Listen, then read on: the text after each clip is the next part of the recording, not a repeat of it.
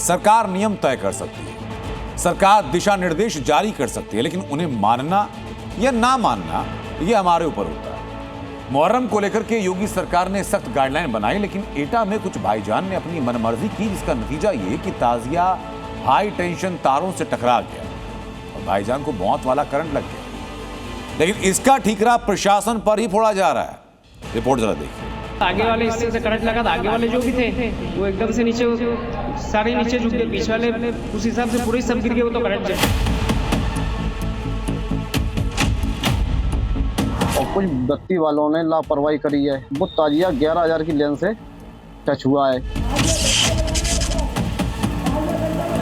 सरकार नियम बनाएगी, पर्व और त्योहार मनाना है तो इन नियमों के अंतर्गत मनाओ, और नहीं तो अपने घर में बैठ जाओ। मुहर्रम से पहले योगी ने ताजिया की ऊंचाई को लेकर साफ दिशा निर्देश जारी किए थे।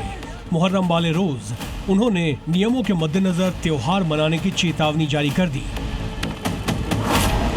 जिन्हें समझ आ गया वो शांति से जुलूस निकालकर घर लौट गए, और जिन्हें समझ नहीं आया वो अल्लाह को प्यारे हो गए।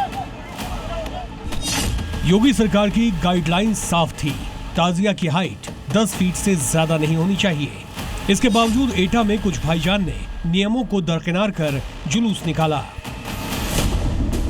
जिसका हश्र ये हुआ कि एटा में जुलूस निकालने के दौरान ताजिया हाई टेंशन तारों से टकरा गया।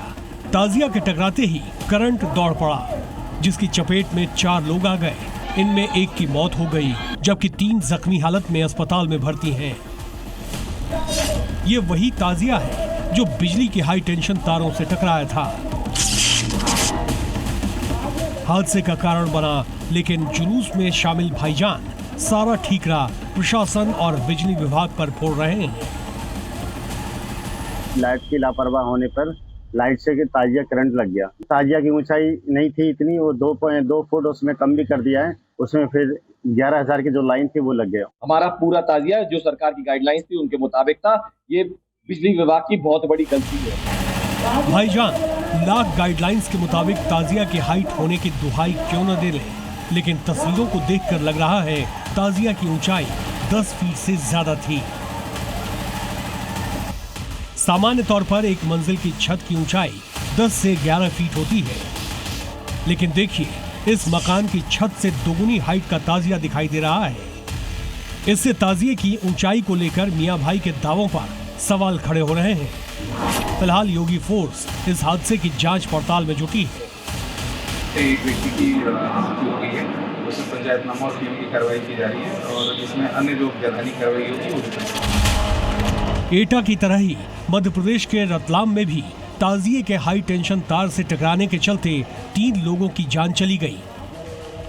यहां भी ज्यादा ऊंचाई के चलते ताजिया हाई टेंशन तार से टकरा गया, जिसके बाद जोरदार धमाका हुआ और ताजिया पकड़े लोग करंट की चपेट में आ गए, जिसके बाद चीख पुकार मच गई। सब जान बचाने के लिए इधर उधर भागने लगे।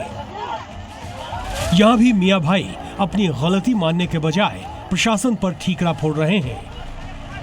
करंट लगा, अचानक से नीचे बैठ गया। वो बड़ी ना मालूम ही नहीं पड़े हमें कैसे क्या हुआ। ना तो वहाँ पे पुलिस थी, पुलिस वहाँ पे होना था, तो इसके अलावा गांव के जो भी लाइनमैन थे वगैरह वगैरह जो भी ये वहाँ थे ही नहीं मौके पे। रतलाम हो या एटा, वही हो गया जिसका डर था। न ताजिया की ऊंचाई ज्यादा रखी होती, न ही वो बिजली की तारों पे अटकता।